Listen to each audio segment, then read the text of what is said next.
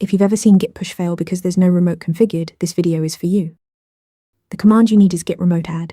It takes two arguments, a name and a URL. Here's a real example: git remote add origin https://github.com/username/r/epo.git. The name, origin in this case, becomes a local alias. Git doesn't contact the server when you run this command. It just stores the mapping. Later, when you push or pull, Git uses that name to know exactly where to send or fetch code.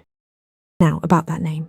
By convention, the first remote, especially the one you cloned from, is called origin. Git itself assigns this name automatically when you clone a repository. You could technically name it anything, but origin is universally understood.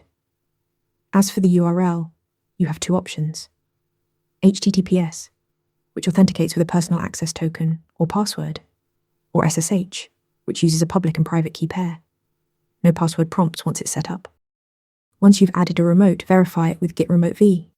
This prints every configured remote alongside its fetch and push URLs. A quick sanity check before your first push. And you're not limited to one remote. Open source contributors often configure an upstream remote pointing to the original project, while origin points to their personal fork.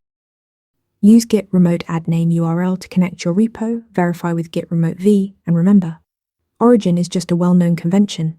Like and subscribe for more Git essentials. Want to nail questions like this in your next interview? Interview Mentor gives you hands-on practice with real questions. Every answer gets a grade with specific, personalized feedback.